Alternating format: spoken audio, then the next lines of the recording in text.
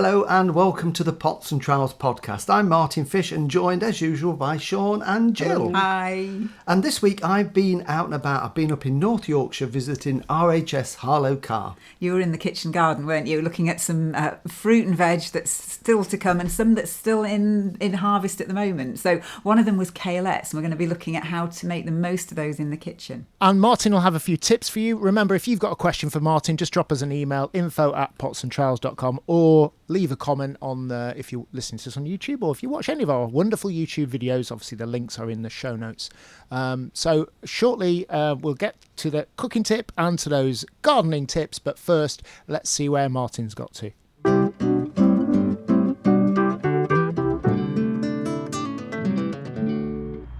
Well, I'm having a wander around the RHS Garden Harlow Carr in Harrogate at the moment, which is looking fantastic. And I'm actually now in the edible garden, which again is a wonderful area, lots of raised beds, very, very productive indeed. And got a couple of the gardeners here at the moment. Joe Lofthouse. Joe, how are you? Yeah, good, thank you. Good, good. And Susie, how are you? Hi, I'm fine, thank you. Right, so Susie, what's growing in the garden? What's looking so good at the minute? Because it's middle of January, lots of people probably think, well, forget completely about the veg garden till spring, but there's always something you can be harvesting, isn't there? Yeah, absolutely. We try and keep things going in the beds for as long as we can and keep things growing over winter.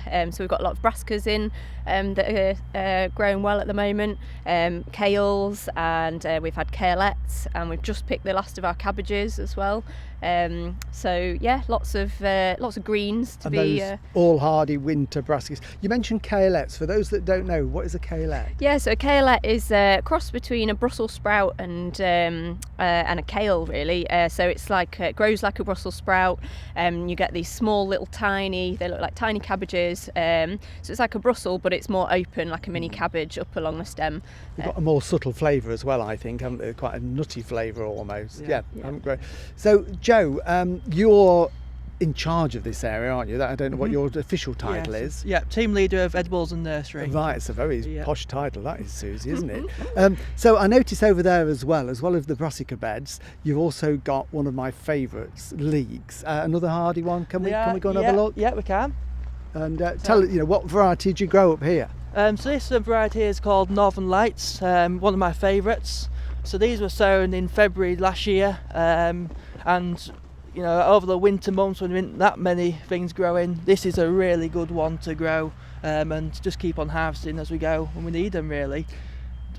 So are you sowing these? If you're sowing them in February, I mean, you're going to be thinking about in another month or so, you'll be sowing them, won't you? We will, yes. Are they undercover, not direct sown into the garden? That's it, yeah. So we're sowing in our heated glass house, which is set to about 10 degrees, and we'll sow them in 9 centimetre long toms, and we'll then feed them out to about 12 per pot. And once they get to about pencil thickness, we'll then plant them out in the garden. Right, okay. So do you ever do them, because the old-fashioned way seemed to be years ago, didn't it? People would sow them in a shallow drill in the ground. When they get to about 6 inches tall, lift them, separate them, and then dibber them in the ground. Do you ever do that now, or do you think it's easier to control the numbers by doing them undercover? Yeah, I think it is easier to do it inside. We do that with some of our brassicas, so we have the seed beds, and then we'll transplant that way. But it is quite nice to demonstrate to the public what you can do in different ways, isn't it? Yeah. So both ways in and out, really. I must admit, I do mine in little plug trays as well, because I can grow exactly the number that I want. I know how I can put 4 rows in, 10 in a row, so I'll probably grow 45 and hopefully get 40 plants. That's it, so, yeah. So looking around the raised beds, these are all raised beds here. Is that for a reason? Is it just because Joe doesn't want to bend down, Susie, or is there a more technical reason that you're growing in raised beds? Yeah, here we're on a heavy clay site here at Harlow Carr, so it could be a bit challenging for veg growing, so we have a bit more control in the raised beds over our growing media, and we can do make a lot of improvements to the soil. We add a lot of manure, and we also add our own compost, so that really helps with the drainage and gives our veggies a bit of a better chance on the ground here. It also helps with the harvesting, and things they are slightly higher up, so in terms of back breaking, it lessens the load a bit on your It's your amazing. body. as soon as we appear in the garden, a pair of robins are here, and they're really, really close. Does that always happen? Are they with you all the time? It does. Yeah, there's always a robin around when you're working away. Yeah. And we have a couple that come every day as well and feed the robins in the garden. Oh, right. They're always around, aren't they? Okay. Nice to see. So we've looked at two of the sort of really hardy winter veg that will keep you going right the way through, won't they, from November till sort of March time. I've noticed in a raised bed there's some young plants, and I can't tell what they are from here. What are they? They're corn salad, otherwise known as lamb's lettuce. So they went in sort of back end of the summer. We'd sown them in small cell trays, 54s. So they went in as just little plugs. End of the summer, just for a winter. They're really hardy, and they'll go all the way through the winter. Just a winter lettuce leaf. Do you know, I've never eaten them. I've seen them in the seed catalogues, and I didn't realise they were winter hardy. I just assumed it was a summer salad. Okay, but you can still grow them in the summer as well. You can continually sow them more or less, can you? Yeah. Okie dokie. Right, so let's have a little wander up. What else have we got? Anything else that we can eat at the minute? I think we're probably the brassicas and the cabbages and the lambs. Chicory. Now then, chicory. So chicory isn't something that lots of people grow these days, is it? But because I suppose here you're trying to grow as much as possible just to give people ideas, aren't you? Absolutely. Yeah. So let's look at chicory. Tell us, this is chicory here, yeah? It is. This one we've been harvesting throughout sort of the summer and into the autumn, but a lot of it now we've actually lifted and we're forcing inside just to get that really nice early crop. Yeah. So we just waited till it was frost the other day, and then we lifted it then and put in some pots. So this has got a thick taproot, hasn't it? That's it. Yes. Yeah. Because it looks, to all intents and purposes, like a dandelion, doesn't it? It does. Yes. Yeah. But it's a really nice one to grow, and especially when there's nothing that much in sort of springtime. If you're forcing it. Same with the rhubarb as well. It's a brilliant one to do. So to force it, then you lift in the root, potting them up. Do they then have to be forced like you would rhubarb, exclude the light from them? That's it. Yeah. So we cut them back, leaving a couple of inch, and within a month or two, they'll be ready for harvest. So. Right. They need to be in a nice dark place, so all the light's excluded. So they're in a sort of cellar type place at the moment. And it produces like a white sort of. I suppose it's all the leaves growing, like a dome, isn't it? Like the buds, I suppose. Yeah, the plant won't be able to photosynthesize, so they don't develop that green colour. They won't develop any chlorophyll. So, but the white colour is called blanching of the plant, and then it will be much sweeter as well. So normally chicory is quite bitter, but when they're forced, the taste will be a lot sweeter and milder, so a little bit more pleasant to eat. Yeah. I mean, what does it taste like, the leaf? Can I pinch a bit off? You can, yeah. Does it taste like a dandelion? It'll be quite bitter. Will it? Yeah, okay, because it... So... not too bad though. Not too bad. So you would just steam it like spinach? Yeah. Could even straight in a salad. salad, a bit of walnut, a bit of a nice gorgonzola, and that kind of... It works well with those strong Italian blue cheeses, chicory, yeah. Well, do you know, because you can grow it from seed, can't you? You can, So, very easy to grow. I might put that on my list. Right, very good. Jolly good. Well, what we'll do, we'll have a little wander up to the top end where you've got all the rhubarb pots and the fruit, and we'll have a chat about that in a second.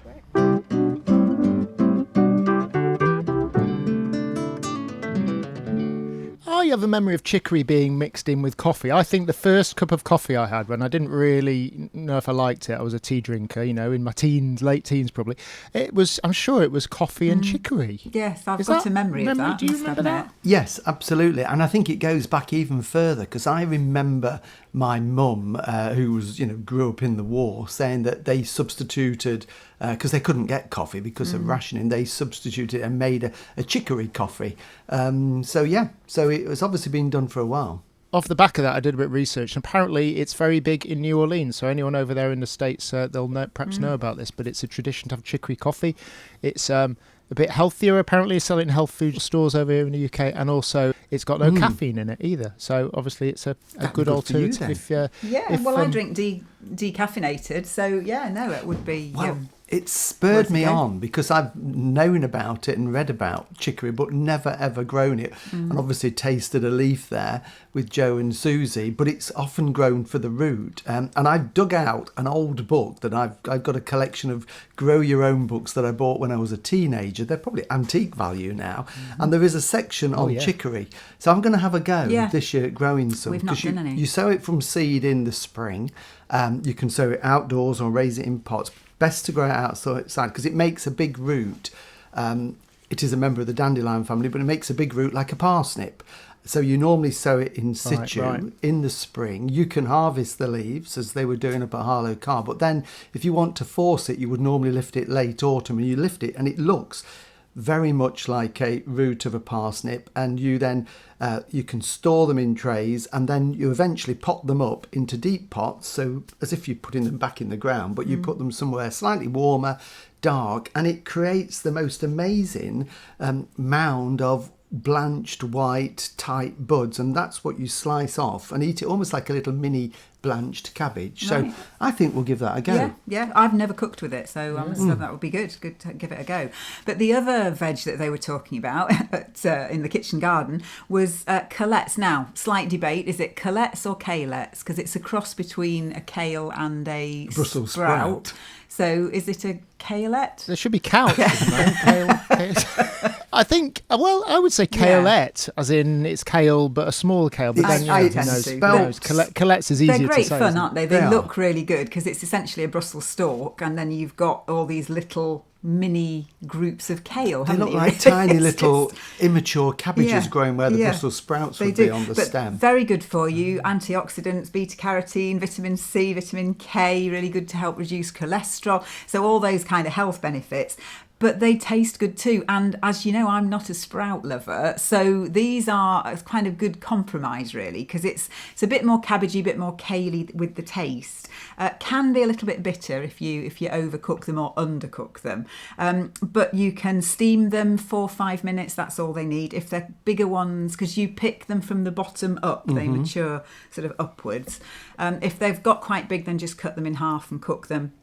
So you can steam them. They're really good add-in to stir fry. So just separate some of the leaves or just chop them, add them into a stir fry. They make a really good pesto, which is great. So just with pine nuts and then oil and lemon juice. So really nice pesto. You can add them into all sorts of things, and they're good in a smoothie as well. Now you're not a big kale smoothie fan, so we ought to try a Kalette smoothie. That's sounding very spinach green well, stuff it that is, health people. but you could try it with blueberries. So Kalette and blueberries is really nice. That's a waste of blueberries. No, but think of the health benefits. Wow, it'd just be like a huge power shot in a glass, wouldn't it? You mentioned in stir fries, a bit like pak choy. Is it that kind of a?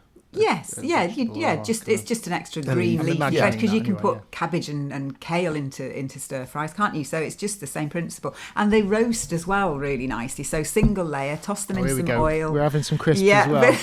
bit of seasoning, and then just roast them in a single layer, probably only about 15 minutes or so at sort of medium heat. So really, really good. Can we do some more this year? We haven't done them for a while. We haven't done them for a few years now, and I think yes, we'll add chicory to the list for this year, and Kalettes, and we won't grow Brussels, which will be a great relief to you.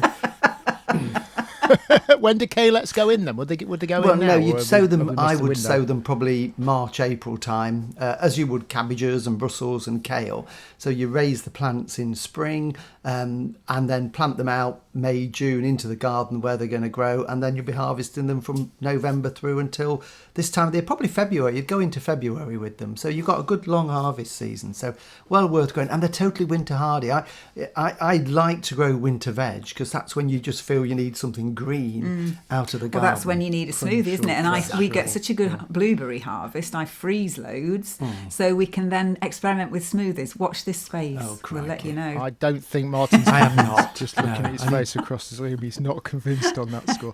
Look, if you've got a question, a gardening question for Martin, make sure you drop us an email, info@pots&trowels.com. In a few moments, Martin's going to be giving us some tips about what you should be doing in your garden at this time of the year. But first, let's go back over to Harlow Carr and find out about some rhubarb.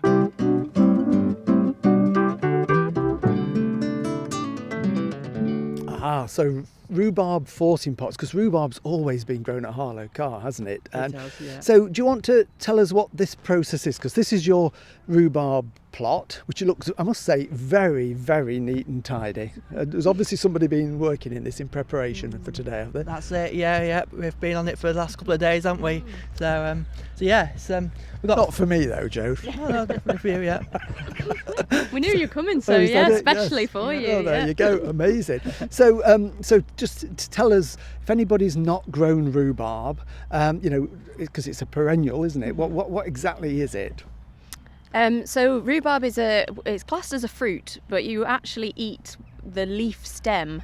So it doesn't produce. You don't want to be letting it flower and fruit from the flower. You actually cut down the flower stems when they come up. So the part that you eat is the pinkish part of the leaf stem. And you don't want to eat the leaves because they've got quite high levels of what's called oxalic acid. So it would upset your stomach if you ate the leaves. So you don't take the leaves off and eat the stem. So technically, botanically, it's a vegetable, but we're eating it as a fruit because we're eating the stem, and it just comes back year after year after year, doesn't it? And looks like you've got a lot of different varieties here, Joe. We have, yeah. We've got over 48 varieties now. So a lot of these are local to here. So we've got the Stockbridge Research Station, where a lot of them were bred years ago. So we've managed to keep them growing. And as you can see, what we've got on the top of the bed is lots of jars, which are our forcing jars, which we normally put on around about New Year's Day. So we have to come in New Year's Day to put them on every year. And that is just a bit like the chicory, really, just to force it, get a lot of sweeter, more tender stems, a lot pinker. And actually, I don't really like rhubarb, but when it's forced, I'd eat it. Yeah. It is very sweet and tender. And you can see the ones you haven't covered, you can just see the buds starting to emerge now, can't you, from that big woody root. And they like a period of cold anyway, don't they, rhubarb, to break that dormancy. So under the forcing pots, in about another month, you'll probably have some sticks. Yeah, they should be ready. Yeah, so and we'll have a look through one. Because I was thinking I could come back again with a little pot of sugar. Just That's it. have a look. If that Nothing's happening with that no, one not yet. No, but, it's not. But it's hopefully soon it should start popping through. Brilliant. It should grow a lot faster under the forcing pots as well. So, like you say, maybe just a month or two's time, we should have some stems under there. Whereas as the plant's trying to reach for some light, but the rest of the rhubarb will be harvesting sort of from, I don't know, it would be more like April, May time. Really, it'll have grown up to. Well, I haven't covered my clump up yet because it's only in its second season, so I might force one of them this year. So I think I'll do that this weekend. And if you don't have a forcing jar, a nice terracotta pot, they can be quite expensive. You can use a good sized bucket and just pop a brick over it, something like that, just to hold it down and keep the light out. Yeah, anything to exclude the light, essentially. Right, good. What we'll do, because you've got the glass house and I think you've got some salads there, so let's go and have a look in there. So we're stepping into the greenhouse now. Does it make a difference? There's no heat in here, is there? But it just makes a big difference. So what have we got in here? Lots of salads by the look of it. We have, yeah. So we've got some spring onions, which are coming on really nicely. So they'll be ready any time really. We've got some parsleys at the back, spinach, chards, more lettuce.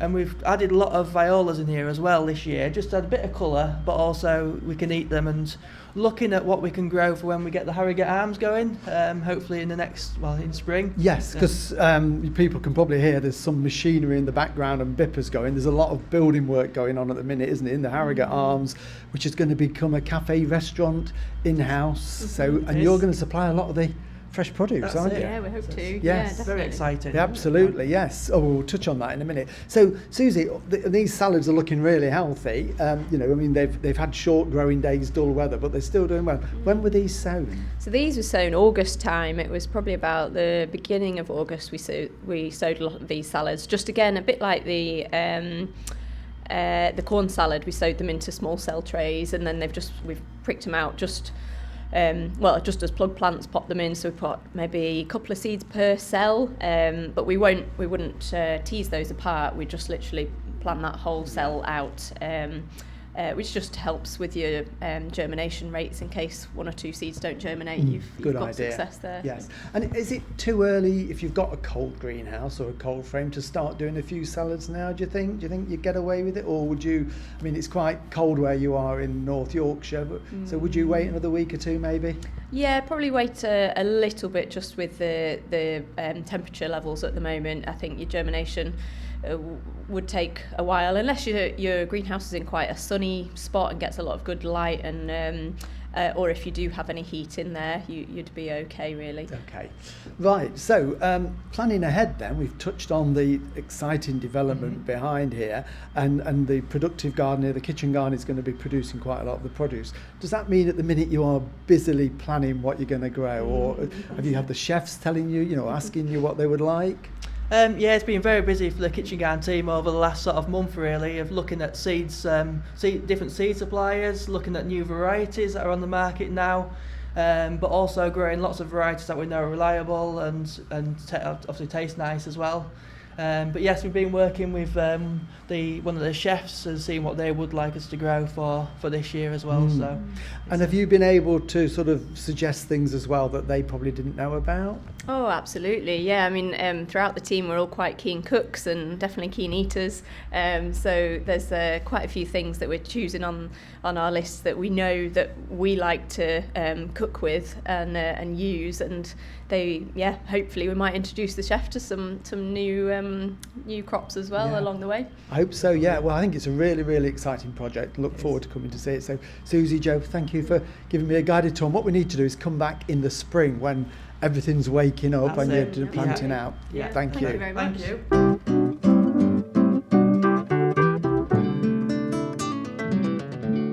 And we're going to be bringing the potting shed trailer up to Harlow Carr, aren't we, for their spring garden weekend that they've got up there. And it's great because I have special permission to go and raid the kitchen garden because I do some cookery dems there. And Joe has said to me that I'm officially allowed to go and pick fruit and veg from their garden. So grab some Kalettes while you're at it. Exactly, yes. Well, they'll be out of season, but it'll be mainly Rhubarb. The rhubarb is in full flow. It's usually about, I think we can give you the exact dates near the time, but it's going to be, I think, mid April, isn't it, for the spring gardening weekend? So we'll be up there. We can, once we get the details, if we know them, I'll put them in the show notes so people can see all the details there, and obviously a link to Harlow Carr's website so that people can go and find out more about what goes off up there. I mean, you've had some good tie-ins, and you've had a lot of close connections with Harlow Carr over the years, haven't you, Martin? Yes, I mean, I'm very, very lucky that I'm one of the advisors there at Harlow Carr. So I sit on the RHS Garden Committee, and each of the RHS gardens, of which there are 5, have 3 independent garden advisors. So I'm one of the 3 advisors up there at Harlow Carr. So spend quite a lot of time there, which is it's absolutely wonderful. I love it. I mean, I just popped in on the off chance the other day to have a look round, but I'm up there for meetings and see the development. And they're such an enthusiastic team up there. They all love and they are passionate about gardening, which is great. And Joe and his team, are doing great things in the edible garden. So it's good to see them, and young as well. It's nice to see young people coming into horticulture instead of old cronies like me. Well, yes, you said it. Obviously, there's a talk there about forcing rhubarb and how to do it. I mean, forcing is something we don't hear a lot about outside rhubarb. I mean, maybe growers do it for things like flower shows and things, don't they? They force plants to make them go a bit early and stuff. They like do, that. yes. I mean, I suppose it's a little bit different when we're talking of forcing vegetables, because yes, you can force things into growth if you've got the right facilities. Growers, as you say, Sean, at flower shows, if they want something in flower for the Chelsea flower show that's normally not in flower till July, they can bring it into early growth or delay it. It works both ways. The sort of forced vegetables are when they would normally really force them out of season or bring them on early, and the chicory is a good example, and the rhubarb is a good example. And it was, I suppose, developed years and years ago before people had freezers and supermarkets. It was as a way of maintaining fresh vegetables all year round by, storing them and forcing them out of season. So, and does it damage the plant though? Because I know you always say we need at least 3 clumps of rhubarb because you can't force the same clump of rhubarb every year, otherwise it weakens it. It does have a weakening effect because you're expecting it to do a lot more earlier in the season than it normally would do. So it wouldn't be good. Once you force that clump of rhubarb, then you would normally let it grow naturally the year after, but you wouldn't force it year on year on year. You'd give it a couple of years to rest, to build up its strength, and then you can force it again. So that's why if you've got 3 clumps of rhubarb in a row, you just move down them in order and then back to start again. As long as you can remember which one you did.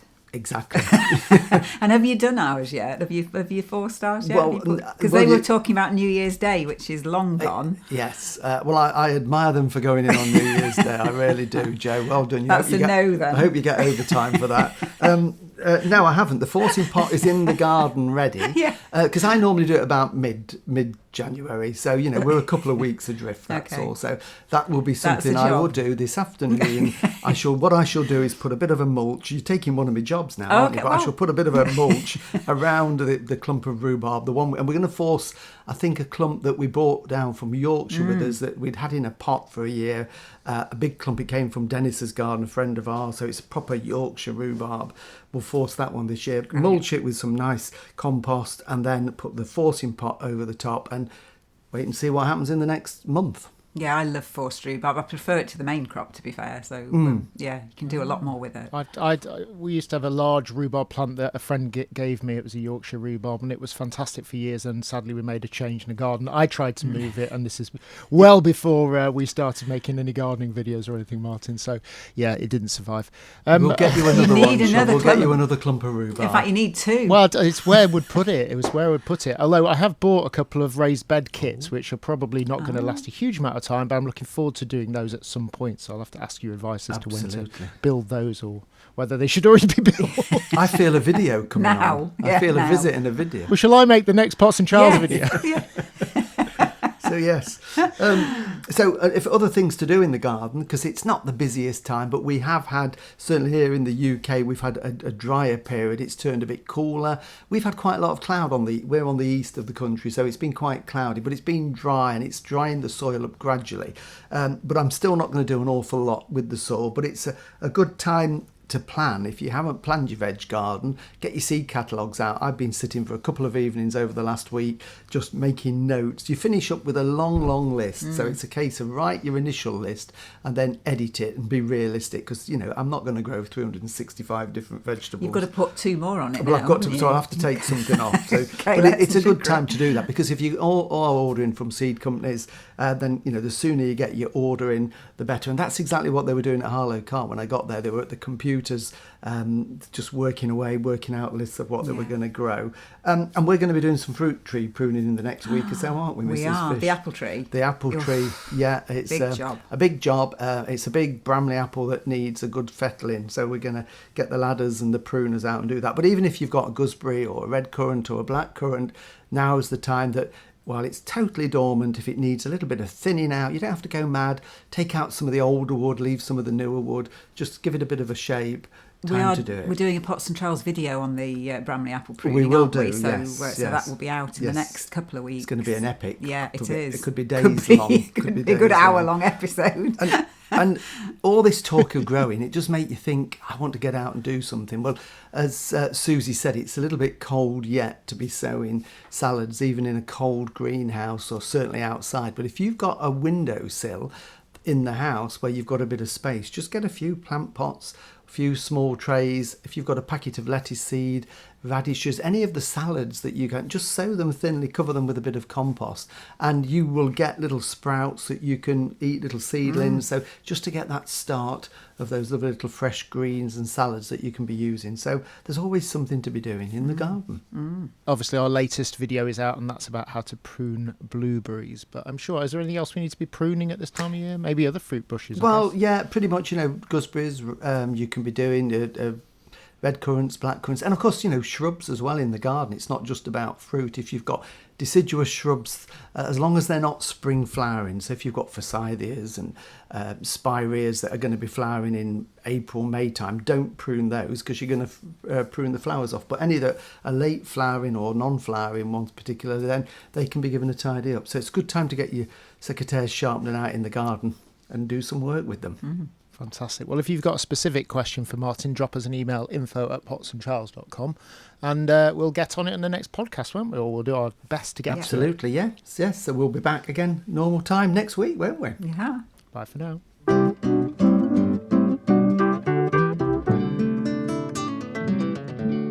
Watch the videos on YouTube or Facebook, follow us on Instagram, Twitter or X, and subscribe to the podcast and never miss a thing. For more information, go to potsandtrowels.com.